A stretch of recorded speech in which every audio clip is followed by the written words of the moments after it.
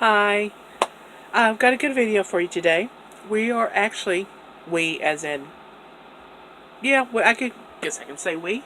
We as in several YouTubers, keto YouTubers, have gotten together and we are doing a picnic collab. And what this means is that we are showing you our recipes that we take to family functions or church functions or picnics or whatever it is that you have to do a potluck to for. But they're designed to where not only you can eat them, but they're delicious enough for everybody to eat them that they don't realize that they're actually keto. At least mine you won't realize it's actually keto. Excuse me, I'm getting tangled up in some wires here. But what I've got today is a broccoli and cauliflower casserole, keto-fied. Now, let me tell you, in my family, there are certain recipes or certain foods that you expect to see at that family gathering that's just tradition. And the several of them happens to be, one of them is my mom's cornbread dressing. Delicious. It's perfectly flavored. No longer can eat that. And then she always made that. Well, growing up, I had two dishes that when I started to learn how to cook, and I probably learned to cook when I was, 12 or so, and I would start bringing certain things. And two dishes that I would make is, it was called a millionaire pie that I had changed because, knowing me, I don't do things normally. I had changed it from pineapple to strawberry because my grandfather loved strawberries, and he always requested that I bring that. After he died, we stopped making that. So that recipe was retired. But I also always brought broccoli and rice casserole. And broccoli and rice casserole, if you don't know, is broccoli and rice, Velveeta cheese, and cream of chicken soup. Sometimes I'd put cream of mushroom soup. Now, the only thing in that dish that is keto happens to be the broccoli. And so for Christmas this year, it was the first year. Excuse me. It was it was the first year that we were going to have Christmas without my dad. It was also the first family gathering that we were going to have after he passed away. And it was also the first family gathering, or any kind of gathering where we brought food, that I was going to join. Up until then, I didn't go to any because I had started keto at the end of August.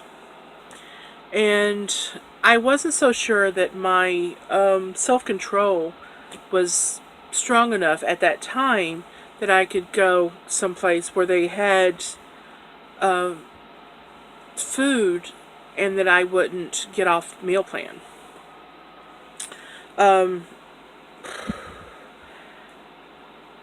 So I didn't go anywhere. I wasn't even positive if there was going to be food there that I could eat. So it was my choice, and I don't blame anybody for this. It was my choice to not go because I didn't want to get off of keto right then. I was too new to it. And I knew that this was something that I was going to have to not get off, not cheat, or, some people will have a cheat meal every once in a while and they'll get back on. I wasn't strong enough for myself to trust myself that if I say, ate a piece of cake, that I would be okay, right, to get right back on. So I chose not to go to anywhere that had food that I wasn't positive that I could eat. So Christmas was going to be my first time to go somewhere that had other food. And I felt confident enough that I could, bypass whatever wasn't on keto. At the same time, I wanted to have something there that I knew I could eat. I knew there was going to be turkey. There's always turkey. There's always some kind of meat that I could eat. That was no problem. Side dishes, I didn't know, you know. And after my dad died, it was kind of a last minute decision that we would actually have, celebrate the holiday. But my mom had reminded everybody that Christmas was my dad's favorite holiday, and so we decided to have it. So that brought me to what was I going to make. It being a family holiday after my dad died, I knew it had to be something comforting. And broccoli and rice casserole was always a staple there, like I said. But I needed to figure out how I could turn it to something I could eat. So I, like we all do, I looked on the internet and I searched, and I could not find a recipe where anybody had keto-fied it. I knew that I could change the rice to cauliflower rice. That was no problem. That was going to be, I could do that. But my problem was, what was I going to substitute for the Velveeta cheese and the cream of chicken soup? So I finally found where somebody had done something that used that they keto-fied, basically, Velveeta cheese. And you have to watch sometimes, because keto-fied stuff doesn't always taste good. And so I was kind of leery, but I got to look at the recipe and I thought this would work. So I took that and I made the sauce, and I made the broccoli and keto rice, or keto broccoli and rice casserole. And here it is. Okay, so here's the ingredients that you will need for this. You will actually need, we'll start over here. Cauliflower. It's already been steamed in the bag. A half an onion. Creole. A block of cream cheese. A couple of tablespoons of butter. An 8-ounce bag or 2 cups of sharp cheddar. A little bit of whole whipping cream. And what you're not seeing is a bag of frozen broccoli that's in the microwave being steamed. And optional is a rotisserie chicken that you shredded up. So let's get started. Okay, in a casserole dish, you want to mix your cooked cauliflower rice and broccoli. And the wonderful thing about this dish is it doesn't matter the quantities. All I'm doing is breaking up this broccoli. It's a little big. If you got more broccoli than you have cauliflower rice, that's okay. If you've got more cauliflower rice than you have broccoli, again, that is okay. I don't want real big chunks here. And I actually got this broccoli in the freezer aisle, and it's real easy. Yes, put it in the microwave, steam it for 5 minutes, and it's done. Same way with cauliflower. On the cauliflower, I had this cauliflower in our freezer, but it came already riced in the produce section in a bag. I had bought 2 and only needed 1, so I put the other one in the freezer. And let me check. Yeah, it's good. So that's a hint. If you ever buy cauliflower rice in the produce section and you don't need it that day, and you don't know when you'll need it, put it in the freezer until you need it. Turns out great. Okay, hang on, I'll show you our next step. Okay, next you want to take your onions and your butter and just saute them until they get, you know, glassy and just, you can tell they're really cooked. You can actually go to where they're more caramelized if you would like. That's up to you, but that's just the onions that are cooking, and I'll be back when they're done. Okay, after your onions are cooked, just put them in with the broccoli and cauliflower, and now it's time for the sauce. Okay, what we're going to do now is put your cream cheese in your pan that you had your onions in, and you just want to get it to melt. I'd put it on low heat at this point because you want it to melt and not actually burn. And if you want, you can actually do this part in the microwave.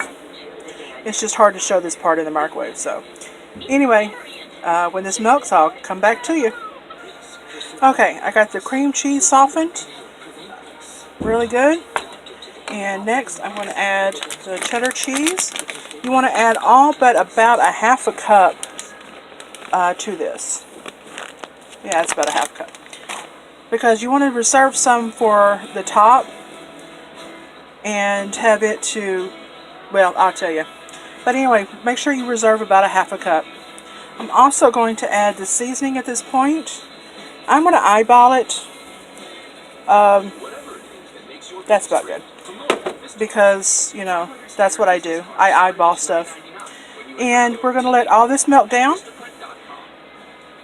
And then I'll show you a little bit later. Now, another thing. If you don't happen to live in Texas and Creole is not a staple in your household, or you don't know what it is, it's a good spicy seasoning. It's got red pepper, garlic powder, onion powder, stuff like that. Or you don't like spicy stuff, and it's not real spicy. It just gives it a little extra something. You can use whatever you want. Because the broccoli and cauliflower is actually mild tasting, you can jazz it up, and that's why I like to use Creole. You can do Italian seasoning. You can do, you know, whatever it is you want. Whatever you think your family will like. Like I said, I live in Texas, and the staple seasonings in our house, in a lot of households, are salt, pepper, and Creole. But, yeah, I'll be back when this is melted. Okay, as you can see, the cheese is melted, and it's a little stiff. So this is where the heavy whipping cream comes in. You want to add maybe 2 tablespoons, 3.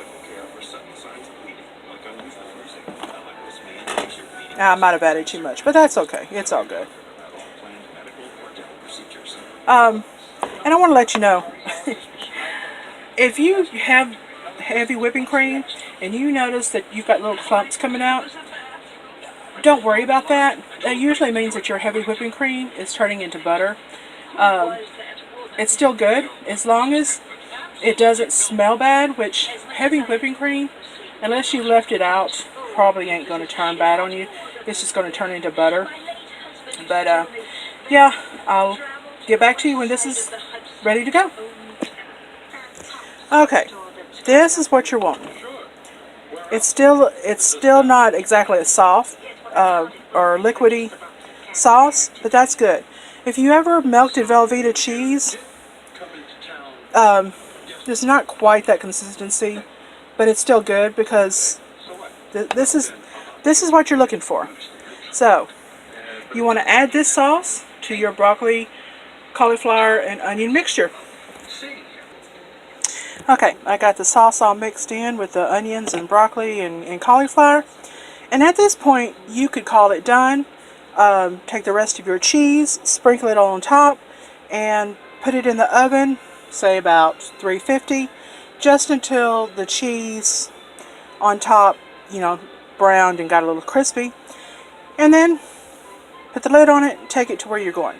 But this is supper for tonight. So what I'm going to do is I'm going to add this chicken to it, mix it all up, then add the cheese to it, and do the same thing. Put it in the oven and till it got a little crispy tonight. So also, this is a great dish. It took me, even with the cooking of the onions, probably 15 minutes. Put the lid on here. And it's easy. It's ready to go. Now, if you wanted to, you can do this the night before. Mix it all up. Throw the cheese on it. Put it in your refrigerator. And next morning, whenever right before you have to go to where you're going, put it in the oven, heat it up, and you're good to go. You might want to taste it to see if it needs any more seasoning. I already tasted it, and the seasoning is good for us. So there you go. Okay, this is after I've got the chicken on. I thought I'd show you real quick. I'm adding the rest of the cheese to it. You just want to sprinkle it on top. Whoops. Alright, there you go. There's sprinkle your cheese on top. Little hard to do when you're doing one-handed. But there you go. Delicious. Sorry about that. Yep. Put your lid on it until you're ready to put it in the oven. And dish it up. And trust me, your family will not know it's keto. It's delicious. I hope you enjoyed the recipe. There's a few things to note. I picked things that you could quickly cook and make this broccoli and rice casserole, like, real quick. If you was to... Now, it took me probably 30 minutes because was trying to film. But you could cook the broccoli was steamed in the bag. The cauliflower rice was steamed in the bag in the microwave. So where it took me 30 minutes, you could do the steaming of the broccoli and the rice while you're cooking your onions and making your sauce. You know, that it could cut that 30 minutes down to like 15 real quick. You don't have to put it in the oven. It makes it prettier because it browns the cheese that you put on top. That's not, it's not a requirement. You don't have to use bagged cheese. I chose bagged shredded cheese because it was faster. I was using already, pre-shredded cheese at first. We have since started shredding our own. However, like I said, I chose that because it was quick, easy. I didn't want to stand in the kitchen and shred 2 cups of cheese doing this. Also, the majority, sorry, I keep looking at the wrong end for my camera. The majority of that casserole is going to be eaten by other people who don't care if it's pre-shredded cheese. You may end up only eating 1 serving. So, if you're okay with just that, go ahead and get the shredded cheese. If not, go ahead and get the block and pre-shred it, or shred it yourself. You didn't have to buy the bags. It was just easier. Putting it in the refrigerator overnight and then cooking it the next day. Also, you can put it in the refrigerator and put it in overnight, and it will absorb the seasonings and the extra flavorings that you put in there and give it a deeper, it helps it, trust me. But it's not required. This is the easiest. I mean, if you don't like chicken, you don't have to put chicken in there. I only put chicken in there because, this is going to be mine and my mom's dinner for tonight. If you don't like sharp cheddar, which I like sharp cheddar, I think it gives things a better taste with while not using as much cheese. You can use mild cheddar. You can use the mixed Mexican blend. Um, you know, whatever you want to use. Uh, that's up to you. This is a flexible recipe. Like I said, if you've got more broccoli than you have cauliflower, that's okay. More cauliflower than broccoli, still okay. If you have more family to feed than what that bowl will do, double everything. It's such an easy recipe. You know, it doesn't take anything at all. You didn't even have to mix all that stuff on the skillet. You can melt all that stuff in the microwave. Melt all the cream cheese and the shredded cheese, and then add it. And by the way, that was perfect amount of cream cheese sour cream. Let's try this again. Whipped cream that I put in there. But if you want your cheese a little runnier, you can add more whipped cream.